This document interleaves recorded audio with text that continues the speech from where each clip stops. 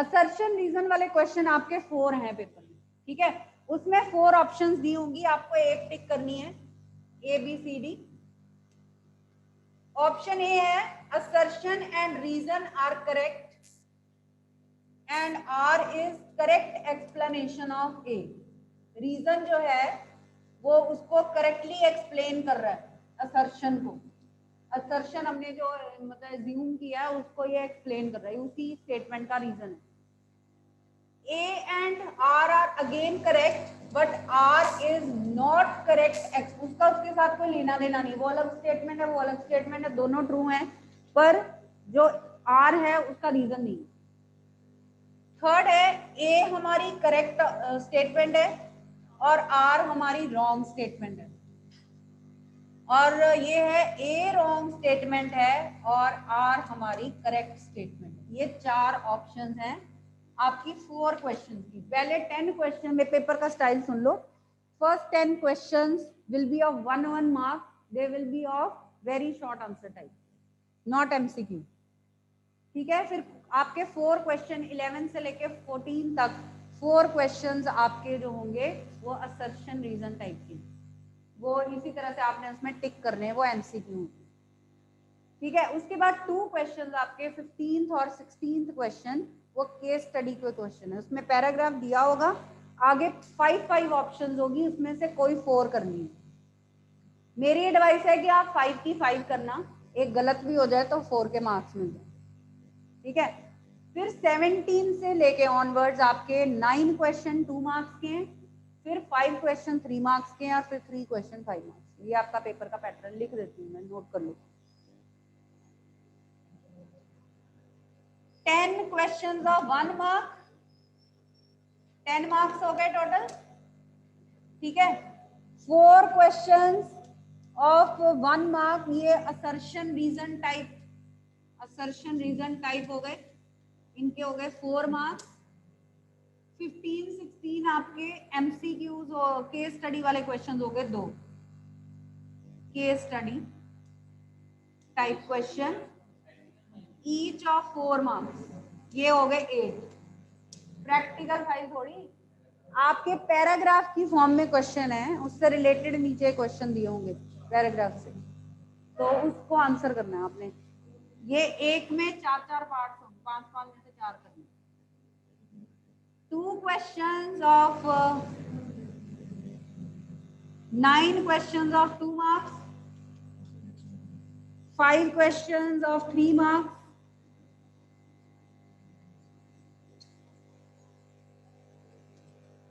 और 3 questions of 5 marks. Total करो कितना हो गया? हो गया 70, टोटल 70 मार्क्स। 70 मार्क्स का थ्योरी है, 30 का प्रैक्टिकल है, ठीक है।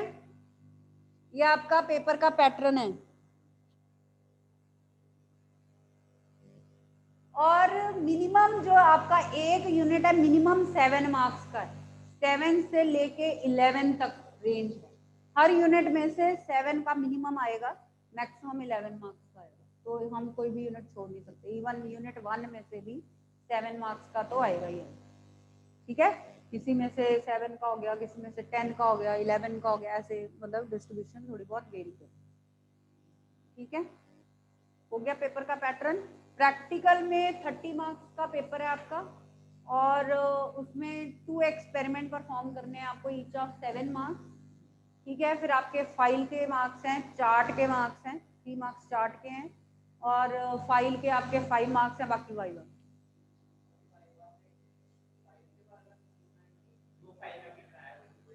हाँ, प्रैक्टिकल रिलेटेड, उसको करते करते थोड़ा थ्योरी में भी चले जा सकते हैं, क्योंकि है तो अल्टीमेटली सारे प्रैक्टिकल थ्योरी से ही रिलेटेड हैं। आपका सोनोमीटर थ्योरी में भी है, उसमें भी है ना। तो सोनोमीटर में रेजोनेंट वाइब्रेशंस है, हम रेजोनेंस पे चले जाएंगे। रेजोनेंस पे जाते जाते उसके एग्जांपल पे आ जाएंगे कि सोल्जर जो है वो स्टेप्स क्यों ब्रेक करते हैं ब्रिजेस को क्रॉस करते टाइम, वो फिर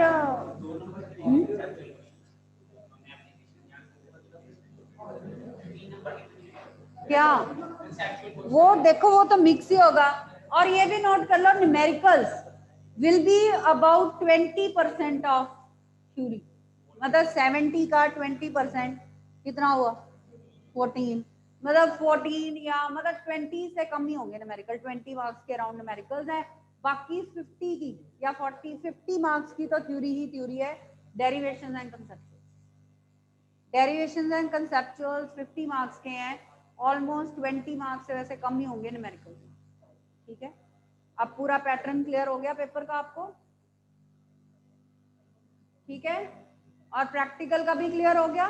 2 experiments you will perform there, you will take their readings, you will plot their graph, you will calculate the result as you do, ठीक है, मिनिमम 3 रीडिंग्स लेकर बिल्कुल वैसे ही करना जैसे आपने क्लास में परफॉर्म किया था, बट वहां पे अकेले करना और लिखना भी अपनी शीट पे अपने आप लिखना है, फाइल्स आपकी पहले ही कलेक्ट हो जाएंगी, राइट। तो 2 एक्सपेरिमेंट्स की आपने रीडिंग भी चेक करानी है वहां पे ऑन द स्पॉट, ये नहीं कि लर्न करके आ जाओ और रीडिंग लिख दो, ऐसे नहीं चलेगा काम, आपको उस टाइम करके दिखाना पड़ेगा, उसकी रीडिंग उसी टाइम जो आ रही होगी वो नोट करेंगे आप, ठीक है, और फिर ग्राफ वगैरह जो भी है अटैच करोगे व्हाटएवर। तो 14 मार्क्स हो गए एक्सपेरिमेंट्स के, 2 मार्क्स 2 एक्सपेरिमेंट्स के हो गए, 5 मार्क्स आपके फाइल के हो गए, 4 मार्क्स आपके चार्ट के हैं, बाकी वाई 30 मार्क्स का टोटल प्रैक्टिकल। अच्छा चलो, मैं ये बता रही थी आपको, for example assertion reason, for example assertion reason का क्वेश्चन है, ठीक है, कि gas molecules they move about randomly in a container. Suppose एक एग्जांपल दे रही हूँ कि gas molecules they move about randomly in a container, ये असर्शन है, ठीक है, और रीजन क्या है, gas molecules are elastic spheres. तो बताओ इसमें कौन सी ऑप्शन आएगी आपकी, लिख लो, असर्शन लिखिए, assertion gas molecules move randomly in a container, gas molecules, हाँ ये असर्शन है, gas molecules move randomly in a container, and B option is मतलब reason statement, gas molecules are considered elastic spheres। चलो explain करो कैसे। हाँ elastic collision होती है तो इसलिए वो रैंडमली मूव करते हैं, हाँ इसलिए रैंडमली मूव करते हैं, पहले ये बताओ। इसका आंसर बी होगा, क्योंकि गैस मॉलिक्यूल्स इलास्टिक स्फीयर्स हैं, मतलब उनको हम स्फेरिकल मानते हैं और उनके बीच में कोलिजन परफेक्टली इलास्टिक होती है। अगर कोलिजन परफेक्टली इलास्टिक होती है तो उससे क्या इम्पैक्ट पड़ता है उनकी मोशन के ऊपर, उससे रैंडमनेस थोड़ी आती है, वो अपनी वेलोसिटीज इंटरचेंज करते रहते हैं, ठीक है, तो पर उसकी वजह से रैंडमनेस नहीं आती, दे move about randomly in the container not because of elastic collision. क्यों मूव करते हैं रैंडमली, चलो बताओ। हाँ क्यों टकराते हैं वो, रीजन, उसका रीजन होना चाहिए था, रीजन की स्टेटमेंट, हाँ कि उसमें कुछ ये हम कह सकते हैं कि at room temperature for example kinetic energy is directly proportional to their absolute temperature, so because of that kinetic energy they collide with each other.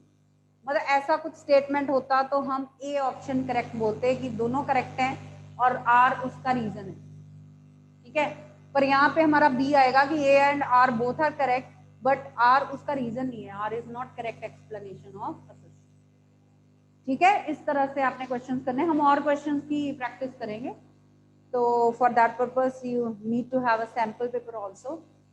तो कल मैं सैम्पल पेपर में से करवाऊंगी आपको, केस स्टडी वाले क्वेश्चन भी करेंगे हम और असर्शन रीजन के और भी क्वेश्चंस करेंगे। चलो आज हम डेरिवेशंस करते हैं हम, this is given in every book, you can see।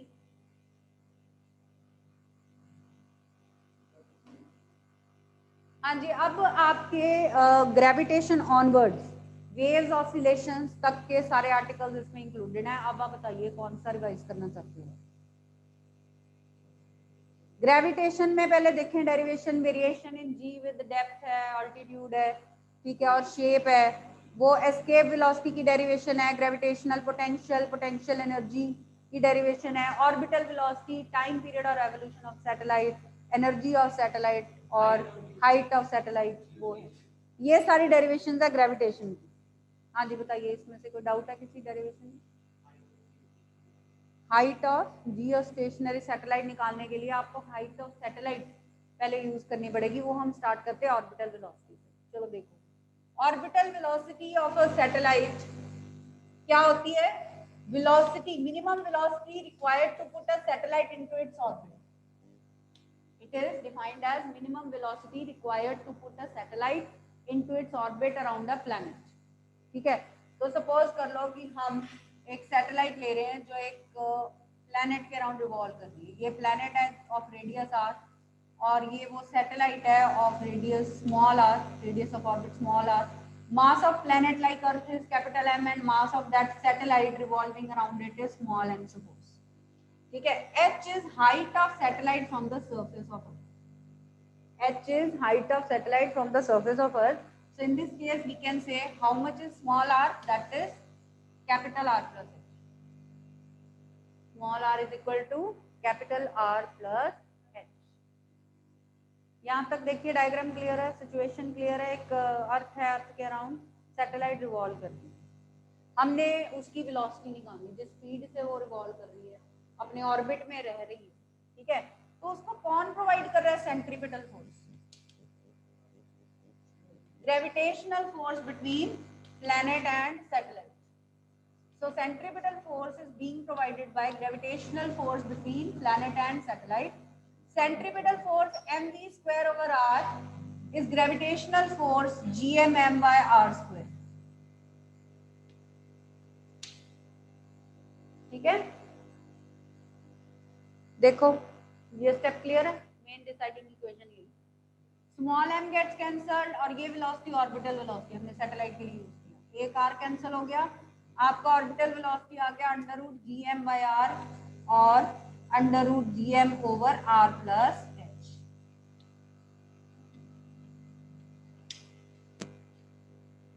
और इसका हमने एक स्पेशल केस किया था ऑर्बिटल वेलोसिटी की वैल्यू कैलकुलेट करने के लिए कि if the satellite is orbiting very close to the surface of earth, then what we do, h को 0 पुट कर देते हैं अप्रोक्सीमेटली। तो ये h0 का मतलब क्या समझ में आ गया? It is, this will be the expression for orbital velocity for a satellite orbiting very close to the surface of Earth. तो तब हम हाइट को इग्नोर कर देंगे। अब इसमें वैल्यूज पुट करेंगे, अर्थ का मास, अर्थ का रेडियस, कैपिटल D की वैल्यू, तो ये अबाउट 8 किलोमीटर पर सेकेंड आती है। So this is value of orbital velocity for अर्थ। तो देख लो ये डेरिवेशन होगी ऑर्बिटल वेलोसिटी।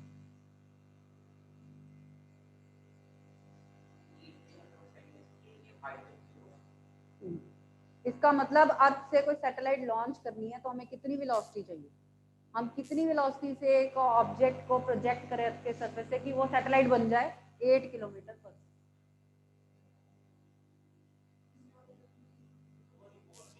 हमने h0 ले लिया ना, हाइट 0 ले ली, इसका मतलब satellite is orbiting very close to the surface of. इसकी हेल्प से हमने ऑर्बिटल वेलोसिटी की वैल्यू निकाली अर्थ के लिए जो चाहिए हमें एक ऑब्जेक्ट को सैटेलाइट बनाने के लिए। तो कितनी वेलोसिटी से एक ऑब्जेक्ट को लॉन्च किया जाए अर्थ के सरफेस से कि वो सैटेलाइट बन जाए, that should be minimum 8 kilometre पर सेकेंड। ठीक है, और सैटेलाइट को लॉन्च करने के लिए रॉकेट्स की हेल्प यूज होती है। रॉकेट्स यूज करते हैं सैटेलाइट को लॉन्च करने के लिए, उनको इतनी स्पीड प्रोवाइड करने के लिए। हाँ जी,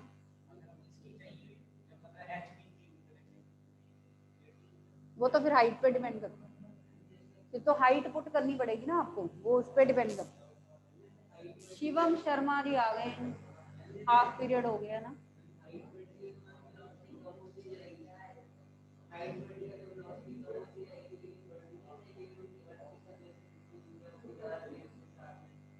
उतनी ज्यादा क्या, तो किसी और के ग्रेविटेशनल इफेक्ट के इन्फ्लुएंस के अंडर आ रहा होगा। कितनी सारी हेवनली ऑब्जेक्ट्स हैं, अर्थ से दूर जा रहा है पर बाकी तो है ना।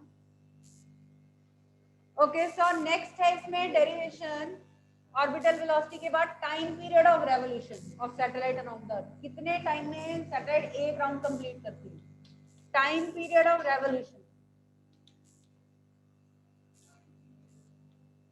Revolution of satellite around the planet, ठीक है। अब टाइम क्या होता है, distance over speed, distance in one revolution, time period मतलब एक कंप्लीट राउंड, तो हम distance covered in one round लेंगे 2πr over speed of satellite, वो हमने कहा ऑर्बिटल वेलोसिटी से घूम रही है सैटेलाइट, वो पुट कर दिया, ठीक है। तो put the value here orbital velocity की अभी हमने डिराइव की under root gm by small r, या स्मॉल आर था तो हमने स्मॉल आर लिख दिया, सो 2πr ये हो गया। अब इस आर को अंदर लेके जाओगे तो क्या लिखोगे, स्क्वायर रूट में लेके जाओगे तो क्या लिखोगे, आर क्यूब हो जाएगा, क्योंकि स्क्वायर रूट के अंदर ये स्क्वायर होके जाएगा, एक आर ऑलरेडी प्रेजेंट है तो ये आर क्यूब हो गया, ठीक है। अब हम इसकी वैल्यू पुट करते हैं, small r is capital R plus H,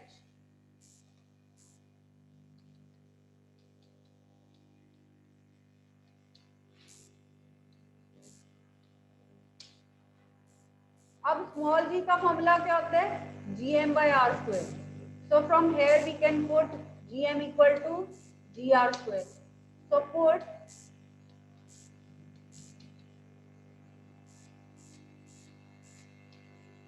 gr square, ठीक है। डिनोमिनेटर में से r बाहर निकाल लो,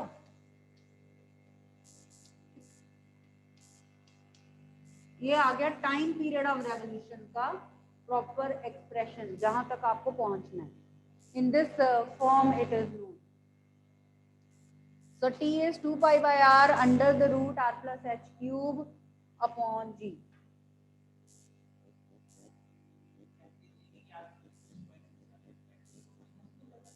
इसकी कैपिटल जी की, हाँ capital G 6.67 into 10⁻11 newton metre square पर kg स्क्वायर।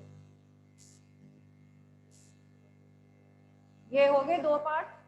अब थर्ड में हम डिराइव करते हैं height of satellite, height of satellite from the surface of earth, small h, बस हमने क्या करना है, दोनों साइड को स्क्वायर करके h बाहर निकालना है, चलो करिए, यहीं से बस h बाहर निकालना है, हाइट ऑफ सैटेलाइट का एक्सप्रेशन आ जाएगा। हाँ इसी से स्क्वायर करिए दोनों साइड, हेडिंग दे दो height of satellite from the surface of अर्थ, हाँ वो उसमें फिर टाइम पीरियड पुट कर देंगे ना जियो स्टेशनरी का 24 आवर, हाँ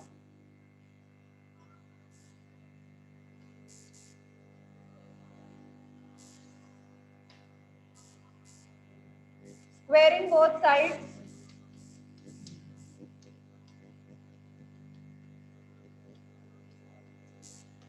cross multiply,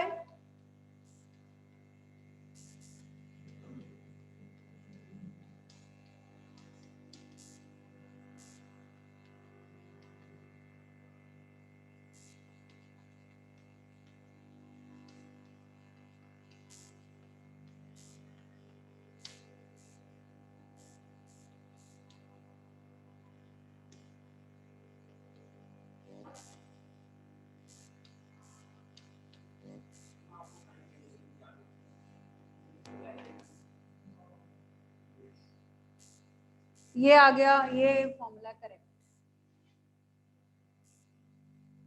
ठीक है, ये करेक्ट फॉर्मूला है।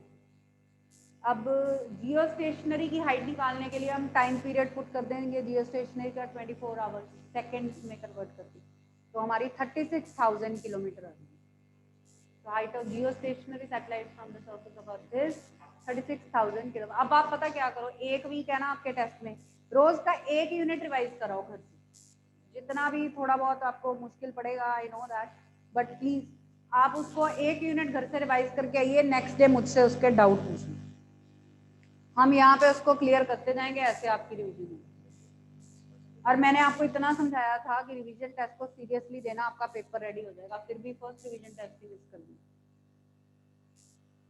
जिसके रिवीजन टेस्ट प्रिपेयर्ड है उसका पेपर रेडी है।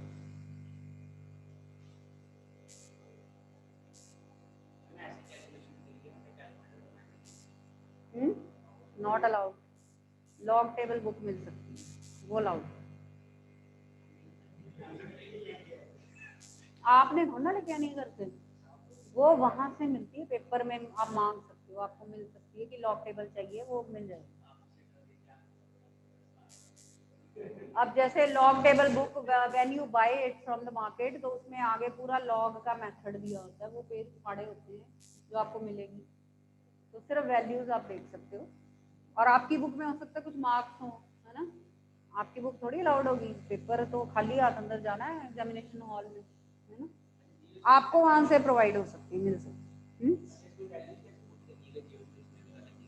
हाँ, 24 आवर्स को सेकंड में कन्वर्ट करना है। अर्थ का रेडियस 6.4 इंटू 10⁶, जी 9.8, ये 3.14 और ये 6.4 इंटू 10, ये सारी वैल्यूज पुट करके सॉल्व करते हो, अप्रोक्सीमेटली 36,000 किलोमीटर आ जाए। तो height of Jio stationery satellite from the surface of अर्थ, तो ये काफी हाइट पे होती है। जियो स्टेशनरी सैटेलाइट ज्यादातर यूज होती है ना टीवी और रेडियो ब्रॉडकास्टिंग के लिए, ये काफी हाइट पे 36,000 किलोमीटर।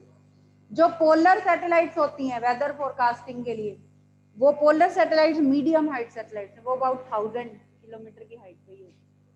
ठीक है, पर सैटेलाइट्स का टॉपिक ये वाला आपके एप्लीकेशन वाला डिडक्ट हो गया हुआ है सिलेबस में, तो बस यहाँ तक ही करिए। हाँ, टाइप्स जो है वो आगे डिलीट हो चुकी है, टाइप, हाँ थोड़ा सा आइडिया रख लो, ठीक है, वो नहीं है सिलेबस में polar. Gravitational potential is minus gm over r. What is gravitational potential energy? Minus gm over r.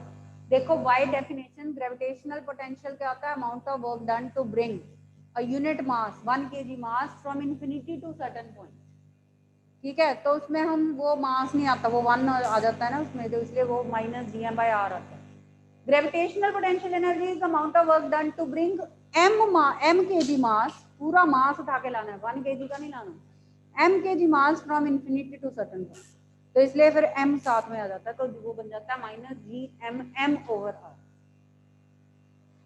ठीक है, अगर minus G M M by R को आप इंटीग्रेट करो with in the limit R to R plus H, earth के surface से are से लेके हाइट तक लेके जो आर प्लस एच, तो आपका फॉर्मूला एम जी एच ही आने वाला है इसमें, बाइनोमियल थ्योरम यूज करोगे तो मतलब ये ग्रेविटेशनल पोटेंशियल एनर्जी वही है जो आप 9th में पढ़ते आए हो, एम जी एच वाली वही है, बस उसकी फॉर्म थोड़ी डिफरेंट है कि ये हर केस में आप अप्लाई कर सकते हो, वहाँ आप सिर्फ एम जी एच यूज करते थे, यहाँ पे आपको दोनों बताई गई है कि एज द नीड भी आप यूज कर सकते हो।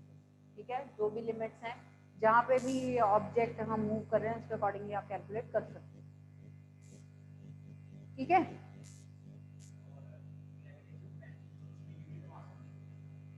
ग्रेविटेशनल, हाँ उसमें 1 kg मास है। एस्केप वेलोसिटी क्या होती है? हाँ, जैसे चौक मैंने ऊपर फेंका वापस आ गया, अब मैं ऐसी वेलोसिटी से फेंकूं कि मैं ऊपर देख रही हूँ वापस ही नहीं आया, तो वो एस्केप कर गया अर्थ के ग्रेविटेशनल पुल को और वो स्पेस में एंटर कर गया, इसका मतलब। तो minimum velocity required for me to do this is 11.2 kilometre पर second.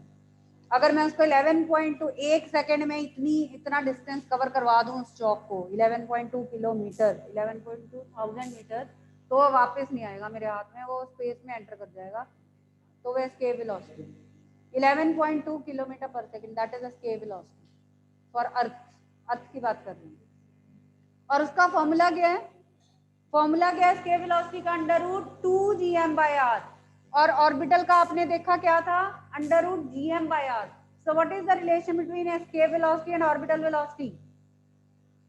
What is the relation between escape velocity and orbital velocity? हाँ, अंडर रूट 2, ये देखो एस्केप वेलोसिटी का फॉर्मूला है root 2 G M by r, और orbital का है root G M by r. तो एस्केप वेलोसिटी को आप लिख सकते हो root 2 times this, and that is root 2 times orbital velocity. So escape velocity is root 2 times orbital velocity. This is the relationship between two types of velocities. बच्चे बातें इधर देखो, नोट किया आपने? ऑर्बिटल वेलोसिटी और एस्केप वेलोसिटी में relation, escape velocity is root 2 times orbital velocity. Now right one question. हाँ वैसे ही मतलब छोटा सा न्यूमेरिकल है।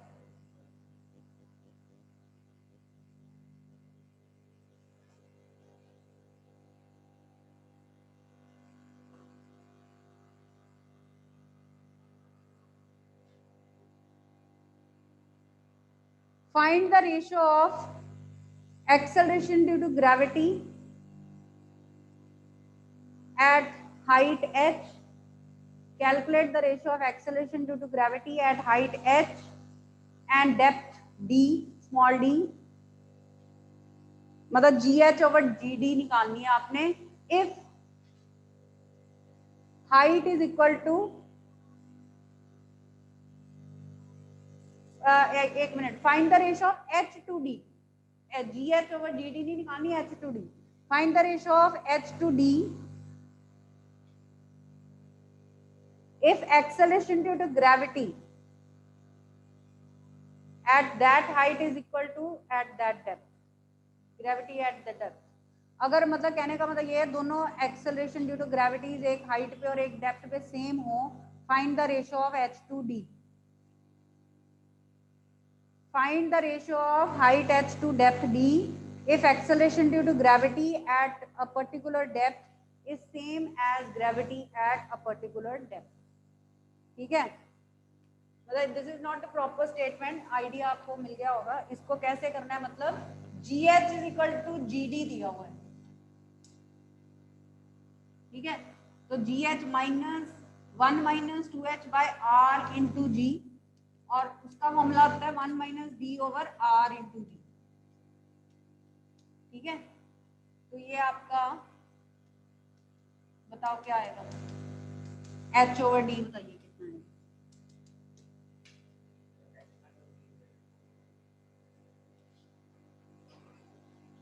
What is h over D?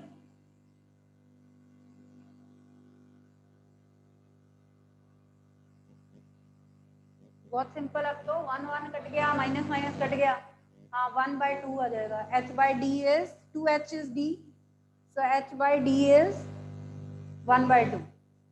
Half आ गया, मतलब इस टाइप के क्वेश्चन हो सकते हैं। मतलब अब एप्लीकेशन बेस्ड आएंगे, सीधा ये नहीं पूछेंगे हाइट पे क्या है, डेप्थ पे क्या है, अब उनको अप्लाई करके आपको कुछ निकालना है। हाँ